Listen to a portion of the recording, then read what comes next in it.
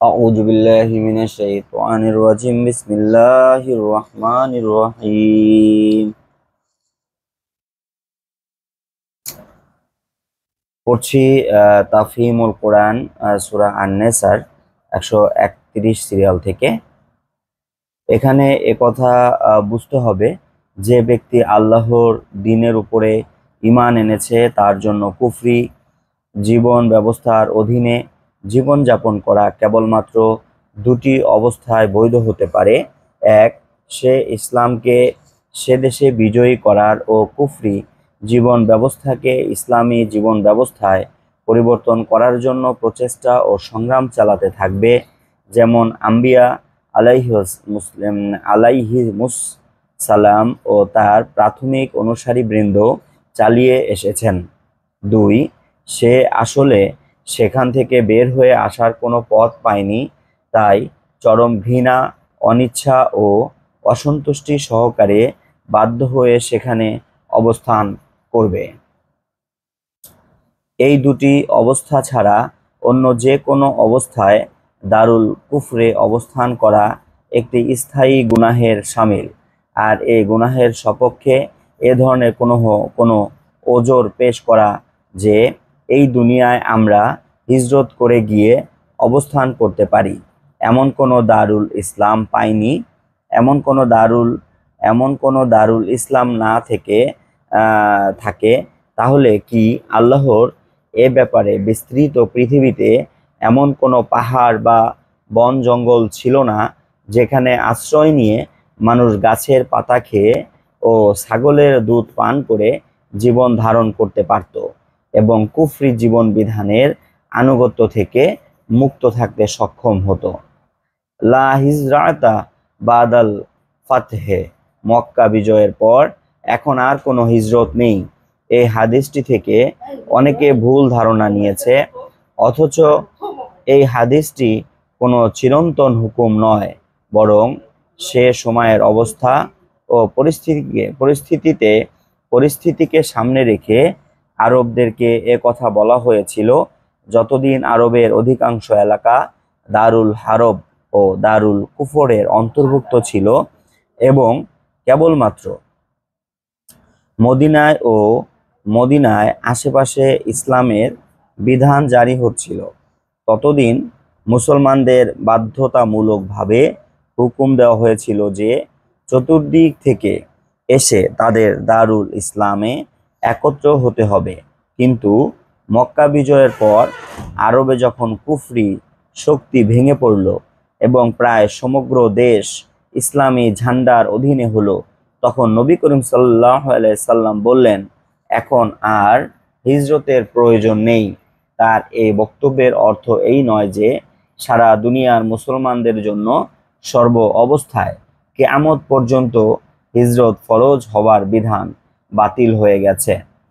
যেসব ওয়াক্তে 4 রাকাত নামাজ ফরজ, সেসব ওয়াক্তে ফরজ নামাজ 2 রাকাত পড়াই হচ্ছে শান্তির সময়ের সফরের কসর। আর যুদ্ধের সময়ে কসর করার ব্যাপারে কোনো সীমা নির্দিষ্ট নেই। যুদ্ধের অবস্থায় যেভাবে সম্ভব নামাজ পড়ে নিতে হবে, জামায়াতে পড়ার সুযোগ থাকলে জামায়াতে পড়ে নিতে হবে, অন্যথায় ব্যক্তিগতভাবে একা একা পড়ে নিতে হবে। কেবলার দিকে মুখ করে পড়া সম্ভব না হলে যেদিকে মুখ করে পড়া সম্ভব সেদিকে মুখ করে পড়তে হবে। সাওয়ারির পিঠে বসে চলন্ত অবস্থায়ও পড়া যেতে পারে। রুকু ও সিজদা করা সম্ভব না হলে ইশারায় পড়তে হবে। প্রয়োজন হলে নামাজ পড়া অবস্থায় হাঁটতেও পারে। কাপড়ে রক্ত লেগে থাকলেও কোনো ক্ষতি নেই। এত সব সহজ ব্যবস্থার পরেও যদি অবস্থা এতই বিপজ্জনক হয় যার ফলে নামাজ পড়া সম্ভবপর না হয়ে থাকে, তাহলে বাধ্য হয়ে নামাজ পিছিয়ে দিতে হবে, যেমন খন্দকের যুদ্ধের সময় হয়েছিল। সফরে কি কেবল ফরজ পড়া হবে না সুন্নত পড়া হবে, এই ব্যাপারে মতবিরোধ আছে। নবী সাল্লাল্লাহু আলাইহি সাল্লাম থেকে যা কিছু প্রমাণিত তা হচ্ছে এই যে তিনি সফরে ফজরের সুন্নাত ও এশার বেতের নিয়মিত পড়তেন, কিন্তু অন্যান্য ওয়াক্তে কেবল ফরজ পড়তেন। নিয়মিত সুন্নাত পড়া তার থেকে প্রমাণিত হয়নি। তবে নফল নামাজের যখনই সুযোগ পেতেন পড়ে নিতেন, এমনকি সাওয়ারির পিঠে বসেও নফল নামাজ পড়তেন। এজন্যই হযরত আব্দুল্লাহ ইবনে ওমর রাদিয়াল্লাহু তাআলা লোকদের সফরে ফজর ছাড়া অন্য ওয়াক্তে সুন্নাতগুলো পড়তে মানা করেছেন। কিন্তু অধিকাংশ উলামা সুন্নাত ও নফল পড়া না পড়া উভয়ই জায়েজ গণ্য করেছেন এবং ব্যক্তির ইচ্ছার উপরে তা ছেড়ে দিয়েছেন। হানাফি মাযহাবের সর্বজন গৃহীত মতটি হচ্ছে, মুসাফির যখন পথে চলমান অবস্থায় থাকে তখন তার সুন্নাত না পড়াই উত্তম, আর যখন কোনো স্থানে অবস্থান করতে থাকে এবং সেখানে নিশ্চিন্ত পরিবেশ বিরাজ করে সেক্ষেত্রে সুন্নাত পড়াই উত্তম। যে সফরে কসর করা যেতে পারে সে সম্পর্কে কোনো ইমাম শর্ত আরোপ করেছেন যে তা হতে হবে ফি সাবিলিল্লাহ, আল্লাহর পথে, যেমন জিহাদ, হজ, উমরাহ, ইসলামী জ্ঞান আহরণ ইত্যাদি। ইবনে ওমর, ইবনে মাসউদ ও আতা এরই উপরে ফতোয়া দিয়েছেন। ইমাম শাইখ ও ইমাম আহমেদ বলেন, সফর এমন কোনো উদ্দেশ্য হতে হবে যা শরীয়তের দৃষ্টিতে জায়েজ। হারাম ও নাজায়েজ উদ্দেশ্যে সামনে রেখে যে সফর করা হয় তাতে কসরের অনুমতির সুবিধা ভোগ করার অধিকার কারণ নেই। হানাফিদের মতে যে কোনো সফরে কসর করা যেতে পারে। এক্ষেত্রে সফরের ধরন সম্পর্কে বলা যায় তা নিজেই সওয়াব বা আযাবের অধিকারী হতে পারে, কিন্তু কসরের অনুমতির উপর তার কোনো প্রভাব পড়ে না। কোনো ইমাম কোনো ক্ষতি নেই বাক্যটি থেকে এই অর্থ নিয়েছেন যে সফরে কসর করা জরুরি নয়, বরং সফরে কসরের নিছক অনুমতি দেওয়া হয়েছে। ব্যক্তি চাইলে এ সুযোগ গ্রহণ করতে পারে, আবার চাইলে পুরো নামাজ পড়তে পারে। ইমাম শাইখ এ মতটি গ্রহণ করেছেন, যদিও তিনি কসর করাকে উত্তম এবং কসর না করাকে উত্তম কাজ ত্যাগ করার অন্তর্ভুক্ত করেছেন। ইমাম আহমেদের মতে কসর করো ওয়াজিব না হলেও কসর না করা মাকরুহ। ইমাম আবু হানিফার মতে কসর করা ওয়াজিব।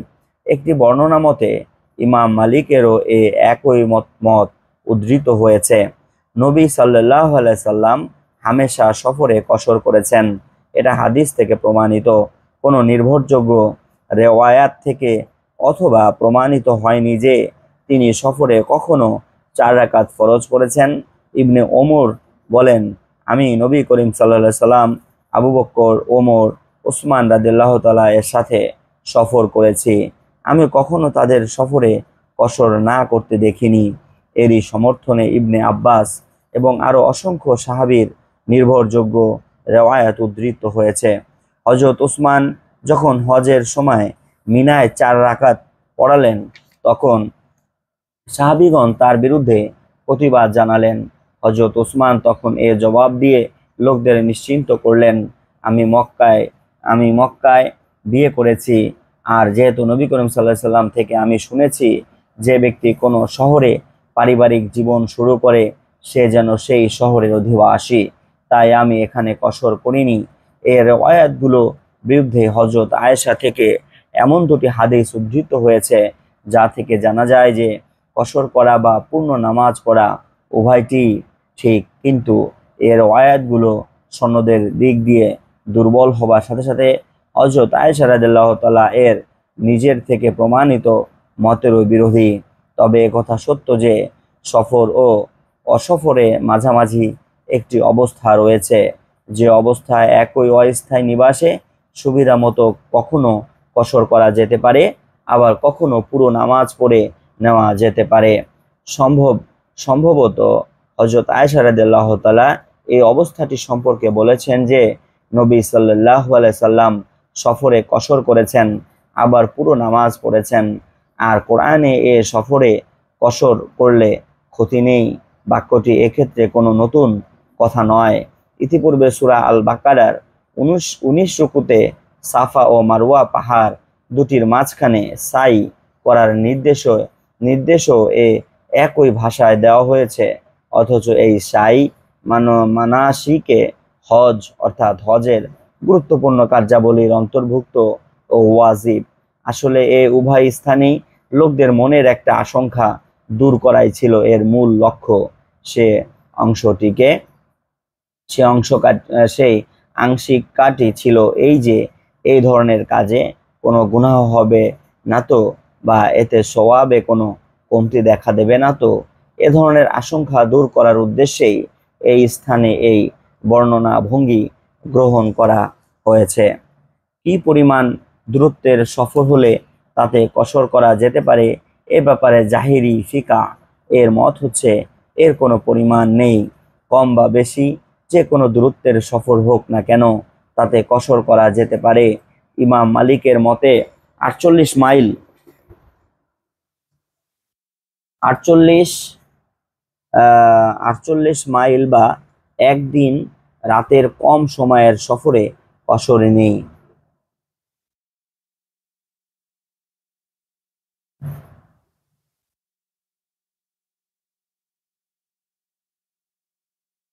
ইমাম আহমদও একই মত প্রকাশ করেন।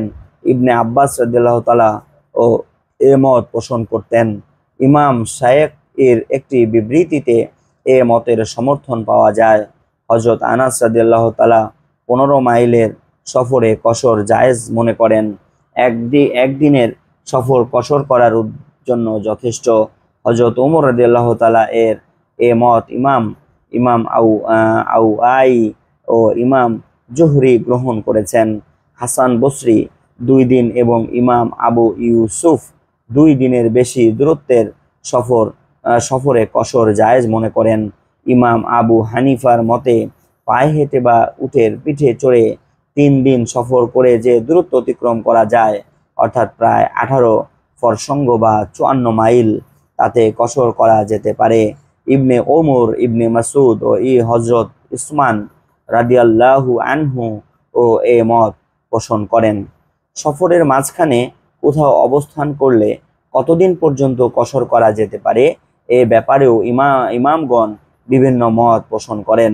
ইমাম আহমেদের মতে যেখানে 4 দিন অবস্থান করার ইচ্ছা থাকে সেখানে পুরো নামাজ পড়তে হবে। ইমাম মালিক ও ইমাম শায়েখের মতে যেখানে 4 দিনের বেশি সময় অবস্থানের নিয়ত থাকে সেখানে কসর করা জায়েজ নয়।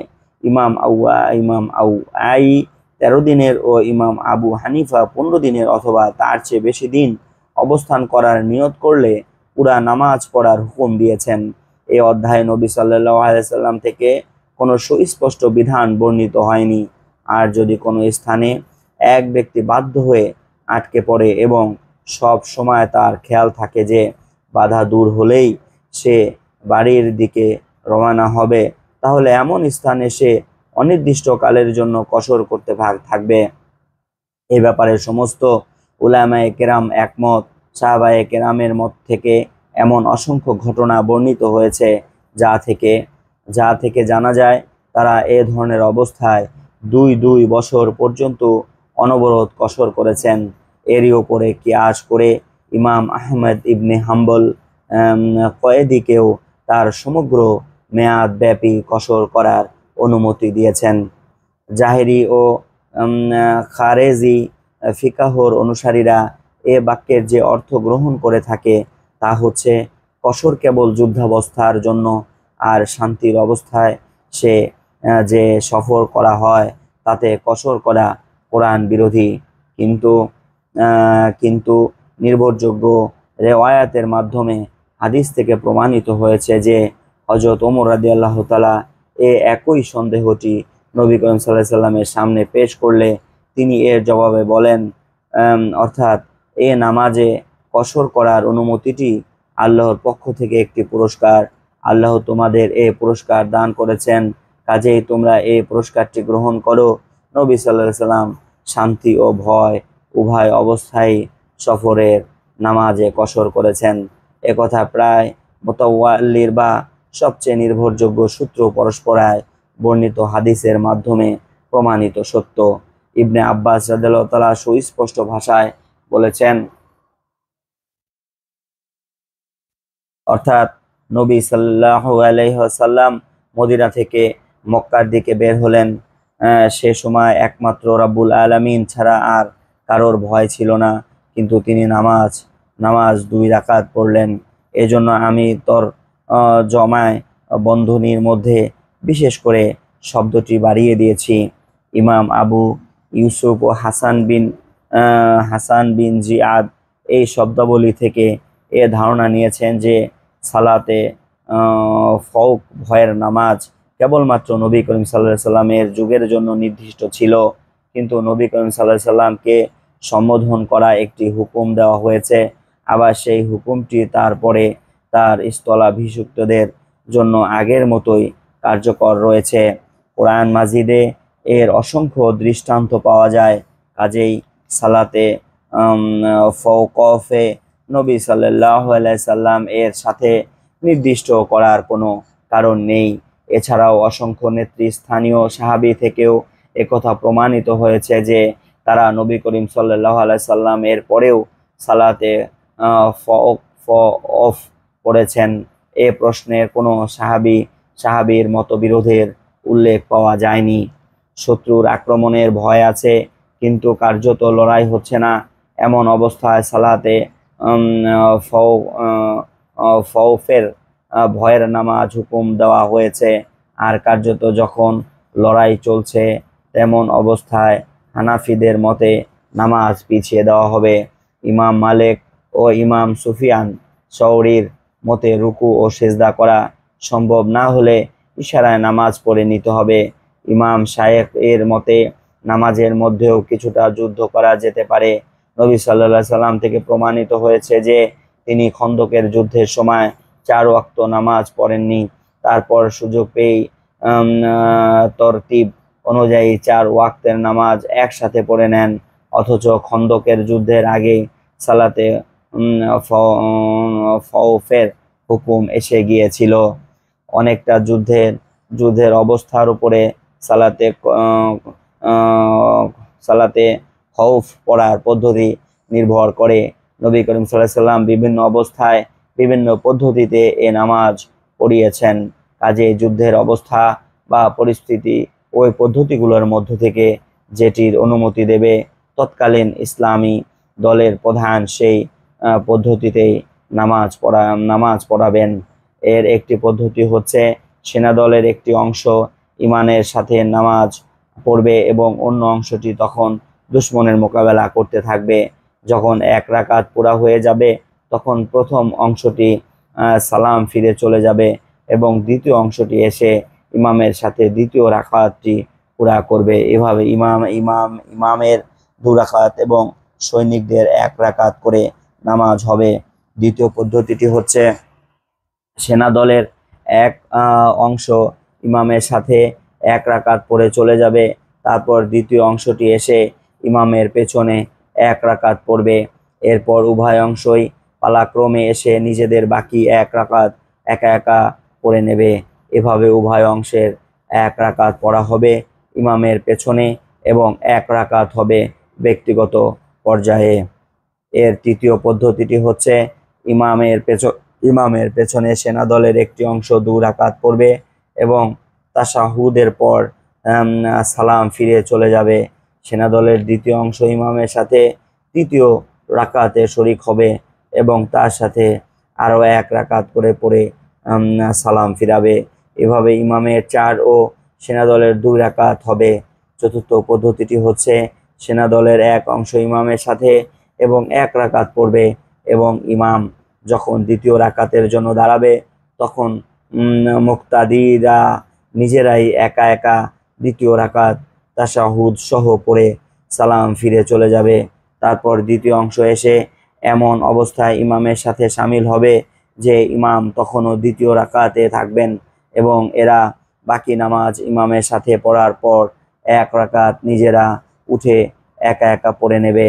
এই অবস্থায় ইমামকে দ্বিতীয় রাকাতে দীর্ঘতম কিয়াম করতে হবে। ইবনে আব্বাস, জাবির ইবনে আব্দুল্লাহ ও মুজাহিদ প্রথম পদ্ধতিটি সম্পর্কে রেওয়ায়াত করেছেন। দ্বিতীয় পদ্ধতিটি সম্পর্কে রেওয়ায়াত করেছেন আব্দুল্লাহ ইবনে মাসউদ। হানাফিগণ এই দ্বিতীয় পদ্ধতিটিকে অগ্রাধিকার দিয়েছেন। তৃতীয় পদ্ধতিটি রওয়ায়াত করেছেন হাসান বসরি আবু বাকরাহ থেকে।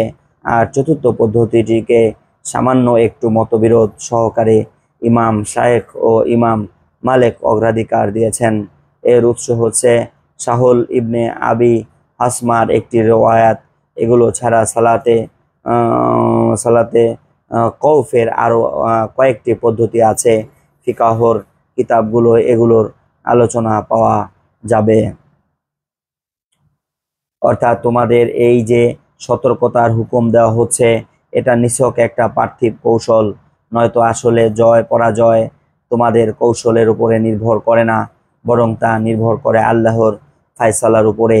তাই এই সতর্কতামূলক কৌশল ও পদক্ষেপগুলো কার্যকর করার সময় তোমাদের একথা বিশ্বাস স্থাপন করতে হবে যে যারা নিজেদের মুখের ফুৎকারে আল্লাহর আলো নিভিয়ে দিতে চাচ্ছে, আল্লাহ তাদের লাঞ্ছিত করবেন। অর্থাৎ কাফের দল, এই দলটি সে সময় ইসলামী দাওয়াত ও ইসলামী শাসন ব্যবস্থা প্রতিষ্ঠার পথে বাধা ও প্রতিবন্ধক হয়ে দাঁড়িয়েছিল। অর্থাৎ কাফেররা কাফেররা বাতিলের জন্য যে পরিমাণ কষ্ট স্বীকার করছে, ইমানদাররা যদি হকের জন্য অন্তত এতটুকু কষ্ট বরদাস্ত করতে না পারে, তাহলে তা হবে সত্যি বিস্ময়কর। অথচ কাফেরদের সামনে কেবল দুনিয়া ও তার ক্ষণস্থায়ী স্বার্থ ছাড়া আর কিছুই নেই। বিপরীত পক্ষে ইমানদাররা আকাশ ও পৃথিবীর প্রভু পরওয়ারদিগারের সন্তুষ্টি, নৈকট্য ও তার চিরন্তন পুরস্কার লাভের আকাঙ্ক্ষা পোষণ করে আসছে। এই রুকু এবং এর পরবর্তী রুকুতে একটি গুরুত্বপূর্ণ ব্যাপারে আলোচনা করা হয়েছে। ব্যাপারটি সেই যুগেই সংঘটিত হয়। ঘটনার নায়ক হচ্ছে আনসারদের জাফর গোত্রের তামআহ বা বশির ইবনে উবাইরিক নামক এক ব্যক্তি। সে এক আনসারীর বর্ম চুরি করে। এ ব্যাপার অনুসন্ধান শুরু হলে সে চোরাই মালটি এক ইহুদির কাছে রাখে। বর্মের মালিক নবী করিম সাল্লাল্লাহু আলাইহি সাল্লামের কাছে অভিযোগ করে এবং তামআহকে সন্দেহ করে, কিন্তু তামআহ তার ভাই বেরাদাররা এবং বনি জাফরের আরো বহু লোক নিজেদের মধ্যে একমত হয়ে সেই ইহুদিটির বিরুদ্ধে অভিযোগ আনে। ইহুদিকে জিজ্ঞেস করা হলে সে নিজের নির্দোষিতা প্রকাশ করে, কিন্তু তামআহ পক্ষপাতীরা তার সমর্থনে খুব জোরে সোরে এগিয়ে যায়। তারা বলতে থাকে, এ শয়তান ইহুদি, সে তো সত্যকে অস্বীকার করে এবং আল্লাহ ও তার রসুলের সাথে কুফরি করে। তার কথা কেমন করে বিশ্বাসযোগ্য হতে পারে? বরং আমাদের কথা মেনে নেওয়া উচিত, কারণ আমরা মুসলমান। এ মোকদ্দমার বাহ্যিক ধারা বিবরণীতে প্রভাবিত হয়ে নবী করিম সাল্লাল্লাহু আলাইহি সাল্লাম ইহুদিদের বিরুদ্ধে রায় দিতে এবং অভিযোগকারীকে বনি উবাইরিকের বিরুদ্ধে দোষারোপ করার জন্য সতর্ক করে দিতে প্রায় উদ্যত হয়েছিলেন। এমন সময় ওহী নাজিল হয় এবং সমস্ত ব্যাপারটির প্রকৃত রহস্য উদ্ঘাটন করে দেওয়া হয়। একজন বিচারপতি হিসাবে বাহ্যিক যুক্তি প্রমাণ ও সাক্ষী সাবকের ভিত্তিতে মোকদ্দমার মীমাংসা করা নবী করিম সাল্লাল্লাহু আলাইহি সাল্লামের জন্য কোনো গুনাহের কাজ ছিল না। এ ধরনের অবস্থা বিচারপতিদের সামনে আসেও, অর্থাৎ মিথ্যা প্রমাণ ও সাক্ষী সাবুতের ভিত্তিতে তাদের কাছ থেকে নিজেদের সপক্ষে রায় নিয়ে নেওয়া হয়। কিন্তু সে সময় ইসলাম ও কুফরের মধ্যে একটি প্রচণ্ড সংঘাত চলছিল। এমন সময় নবী করিম সাল্লাল্লাহু আলাইহি সাল্লাম যদি মোকদ্দমার বাহ্যিক ধারা বিবরণী শুনে সেই অনুযায়ী ইহুদিদের বিরুদ্ধে ফায়সালা করে দিতেন, তাহলে ইসলাম বিরোধীরা তার বিরুদ্ধে এবং সমগ্র ইসলামী দল ও ইসলামী দাওয়াতের বিরুদ্ধে একটি মারাত্মক শক্তিশালী নৈতিক হাতিয়ার পেয়ে যেত। তারা প্রোপাগান্ডা করতে থাকতো, আহা, যাই বলেন না কেন, এখানে হক ও ইনসাফের কোনো বালাই নেই। এখানেও তো সেই একই দলপ্রীতি ও অন্ধ গোত্রপ্রীতি কাজ করছে, যার বিরুদ্ধে এরা নিজেরাই প্রচার অভিযান চালিয়ে আসছে। এ বিপদ থেকে উদ্ধার করার জন্য আল্লাহ বিশেষ করে এ মোকদ্দমায় হস্তক্ষেপ করেন। এ রুকুতে একদিকে যেসব মুসলমানদের কঠোরভাবে ভৎসনা করা হয়েছে, যারা নিছক অন্ধ গোত্র ও পরিবার প্রীতির কারণে অপরাধীদের প্রতি সমর্থন জানিয়েছিল। অন্যদিকে সাধারণ মুসলমানদের এই মর্মে শিক্ষা দান করা হয়েছে যে ন্যায় ও ইনসাফের প্রশ্নে কোনো প্রকার অন্ধ বিদ্বেষ ও কম প্রীতির অবকাশ না থাকাই উচিত। নিজের দলের লোকেরা বাতিলের উপরে প্রতিষ্ঠিত হলেও তাদের অযথা সমর্থন করতে হবে এবং অন্য দলের লোকেরা সত্যের উপরে প্রতিষ্ঠিত হলেও তাদের প্রতি অন্যায় করতে হবে। এ নীতি কখনো ন্যায়সঙ্গত হতে পারে না। যে ব্যক্তি অন্যের সাথে বিশ্বাসঘাতকতা করে সে আসলে সবার আগে বিশ্বাসঘাতকতা করে নিজের সাথে, কারণ মন ও মস্তিষ্কের শক্তিগুলো তার কাছে আমানত হিসেবে গচ্ছিত রাখা হয়েছে। সে সেগুলোকে অযথা ব্যবহার করে তাদেরকে বিশ্বাসঘাতকতা করার ক্ষেত্রে তার সাথে সহযোগিতা করতে বাধ্য করে। আর যে বিবেককে আল্লাহ তার নৈতিক চরিত্রের পাহারাদার বানিয়েছিলেন তাকে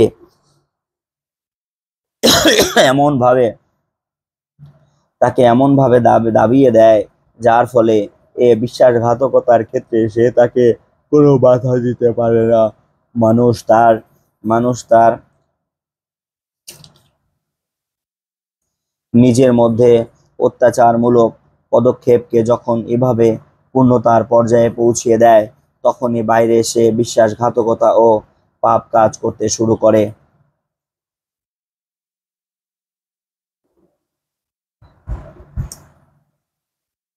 অর্থাৎ যদি তারা মিথ্যা বিবরণী পেশ করে তোমার মনে ভুল ধারণা সৃষ্টিতে সক্ষম হতো এবং নিজেদের পক্ষে প্রকৃত সত্য ও ইনসাফ বিরোধী ফায়সালা করিয়ে নিতে পারত, তাহলে তাতে প্রকৃত ক্ষতি তাদেরই হতো। তোমার কোনো ক্ষতি হতো না, কারণ আল্লাহর কাছে তুমি নয়, তারাই হতো অপরাধী। যে ব্যক্তি বিচারককে ধোঁকা দিয়ে নিজের পক্ষে সত্যের বিপরীত ফায়সালা করিয়ে নেয় সে আসলে নিজেকে এ ভুল ধারণার শিকার করে যে এ ধরনের কলা কৌশল অবলম্বন করার ফলে সত্য তার পক্ষে এসে গেছে, অথচ প্রকৃতপক্ষে আল্লাহর দৃষ্টিতে সত্য যার দিকে মূলত তার দিকেই থেকে যায়। এক্ষেত্রে প্রতারিত বিচারপতির ফায়সালার কারণে আসল সত্যের উপরে কোনো প্রভাব পড়ে না। সূরা আল বাকারা 197 নম্বর টিকা দেখুন। উপরে উল্লেখিত মোকদ্দমায় আল্লাহর ওহির ভিত্তিতে নবী সাল্লাল্লাহু আলাইহি সাল্লাম যখন সেই বিশ্বাসঘাতক মুসলমানটির বিরুদ্ধে এবং নির্দোষ ইহুদিদের পক্ষে ফায়সালা শুনিয়ে দিলেন তখন মুনাফিকটির উপরে জাহেলিয়াতের এমন প্রচণ্ড আক্রমণ হলো যার ফলে সে মদিনা ত্যাগ করে মক্কায় ইসলাম ও নবী সাল্লাল্লাহু আলাইহি সাল্লামের দুশমনদের কাছে চলে গেল এবং প্রকাশ্যে ইসলামের বিরোধিতা করতে লাগলো। এ আয়াতে তার আচরণের প্রতি ইঙ্গিত করা হয়েছে। এই রুকুতে উপরের প্রসঙ্গের জের টেনে বলা হয়েছে, নিজের জাহেলিয়াতের স্রোতে ভেসে এই ব্যক্তি যে পথে পাড়ি জমিয়েছে সেটি কোনো ধরনের পথ এবং সৎ লোকদের দল থেকে আলাদা হয়ে যাদের সাথে সে জোট বেঁধেছে তারা কেমন লোক। শয়তানকে কেউ আনুষ্ঠানিকভাবে পূজা অর্জন করে না বা তাকে সরাসরি আল্লাহর মর্যাদায় অভিষিক্ত করে না। এ অর্থে কেউই শয়তানকে মাবুদ বানায় না, একথা ঠিক। তবে নিজের প্রবৃত্তি, ইচ্ছা, আশা, আকাঙ্ক্ষা ও চিন্তা ভাবনার লাগাম শয়তানের হাতে তুলে দিয়ে যে দিকে সে চালায় সেদিকে চলা এবং এমনভাবে চলা যেন সে শয়তানের বান্দা এবং শয়তান তার প্রভু। এটাই তো শয়তানকে মাবুদ বানাবার একটি পদ্ধতি। এ থেকে জানা যায় বিনা বাক্যে ব্যয়ে নির্দেশ মেনে চলা এবং অন্ধকারে কারো হুকুম পালন করার নামই ইবাদত। আর যে ব্যক্তি এভাবে কারো আনুগত্য করে সে আসলে তার ইবাদত করে, অর্থাৎ তাদের সময়, পরিশ্রম, প্রচেষ্টা, শক্তি ও যোগ্যতা এবং তাদের সন্তান ও ধন সম্পদ থেকে নিজের একটি অংশ নিয়ে নেব, তাদের এমনভাবে প্ররোচিত করব যার ফলে তারা এসবের একটি বিরাট অংশ আমার পথে ব্যয় করবে। আরববাসীদের বহুতর কুসংস্কারের মধ্যে একটির দিকে এখানে ইশারা করা হয়েছে। তাদের নিয়ম ছিল উটনি 5টি বা 10টি বাচ্চা প্রসব করার পর তার কান ছিঁড়ে তাকে তার নিজেদের দেবতার নামে ছেড়ে দিত এবং তাকে কোনো কাজে ব্যবহার করা হারাম মনে করত। এভাবে যে উটের ঔরসে 10টি বাচ্চা জন্ম নিত তাকেও দেবতার নামে উৎসর্গ করা হতো। পশুর কান চিরে দেওয়া দেবতার নামে উৎসর্গ করার আলামত হিসাবে বিবেচিত হতো। আল্লাহর সৃষ্টি আকৃতিতে রদবদল করার অর্থ বস্তুর সৃষ্টিকালীন কাঠামো ও আকার আকৃতির পরিবর্তন নয়। এ অর্থ গ্রহণ করলে তা তো সমগ্র মানব সভ্যতা সংস্কৃতি শয়তানের অবৈধ হস্তক্ষেপের ফসল বলে গণ্য হবে, কারণ আল্লাহর সৃষ্টি বস্তুতে মানুষের হস্তক্ষেপের নামই হচ্ছে সভ্যতা ও সংস্কৃতি। আসলে এখানে যে রদ বদলে শয়তানি কাজ বলা হয়েছে সেটি হচ্ছে কোনো বস্তুকে আল্লাহ যে কাজের জন্য সৃষ্টি করেননি তাকে সেই কাজে লাগানো, এবং যে কাজের জন্য সৃষ্টি করেছেন সে কাজে না লাগানো। অন্য কথায় বলা যায়, মানুষ নিজের ও বস্তুর প্রকৃতির বিরুদ্ধে যেসব কাজ করে এবং প্রকৃতির প্রকৃত উদ্দেশ্যে উপেক্ষা করে সেসব পন্থা অবলম্বন করে, তা সবই এই আয়াতের প্রেক্ষিতে শয়তানের বিভ্রান্তিকর আন্দোলনের ফসল।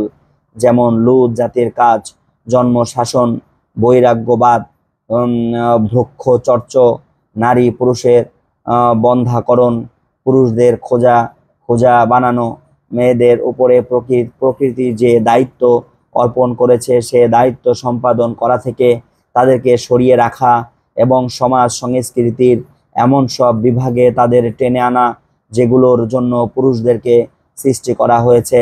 এসব কাজ এবং শয়তানের শাগরিদরা দুনিয়ায় এ ধরনের আরও যেসব অসংখ্য কাজ করে বেড়াচ্ছে সেগুলো আসলে এ অর্থ প্রকাশ করছে যে তারা বিশ্বজাহানের স্রষ্টার নির্ধারিত বিধি বিধান ভুল করে মনে করে এবং তার মধ্যে সংস্কার সাধন করতে চায়।